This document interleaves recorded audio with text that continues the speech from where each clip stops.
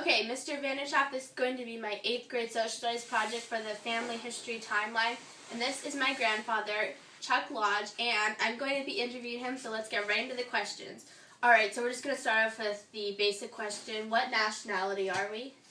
Well, we're a mixture of German and English and Welsh. Both my grandmothers, on my mother's side and on my father's side, were German, and my one grandfather was from England, and my other grandfather was from Wales. Yep, that's where we get all our good looks from. So, what jobs did they do when they came over here? Well, my great-grandfather came over first, and he was, we talked about him before, he came over during the Civil War, and he was a weaver. His son was a weaver, and the reason that they moved from Philadelphia, where they initially settled, was my grandfather had an opportunity to come to Pittsburgh, and they were making cloth in and around the city, and he had a job there.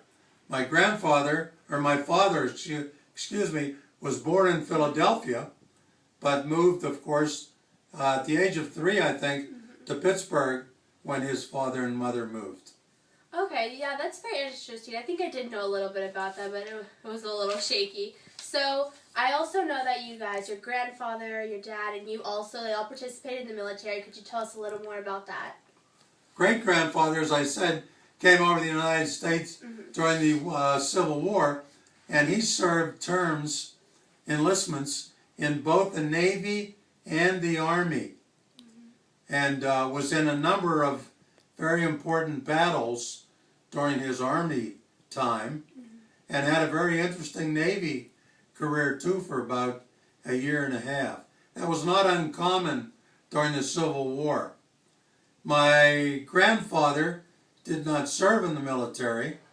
My father, however, was an officer in the Navy during World War II.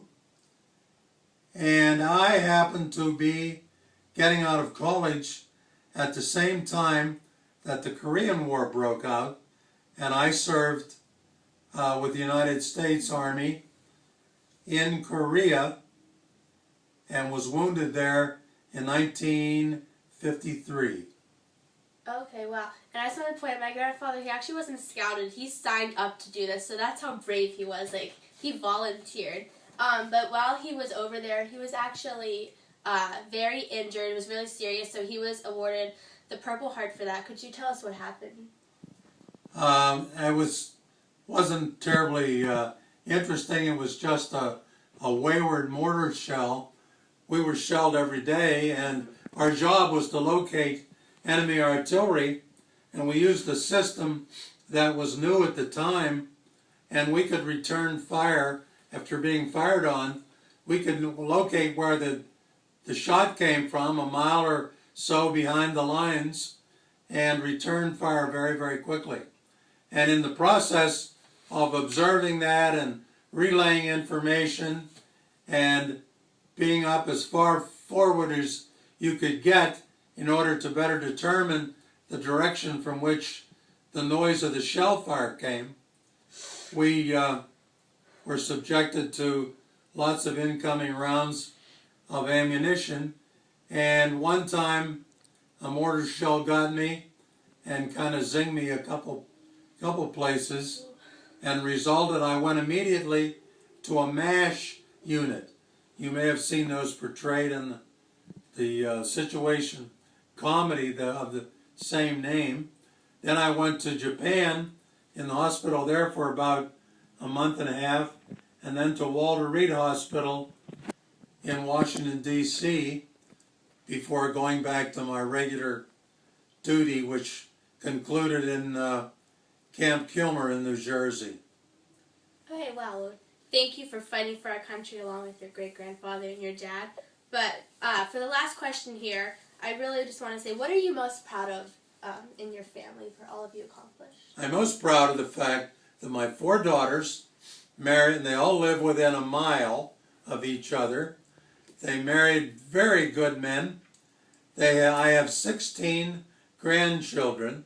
Your grandmother and I do. And we see them frequently. They're fun to be around, and we've shared a number of their experiences. Well, thank you. I'm obviously the best grandchild, as you can see here, and the most fun, but we don't have to go into detail about that one. So, thank you, Grandpa, for doing this interview with me, taking the time out of your day. Mr. Vanderschaff, I hope you enjoyed this, so thank you.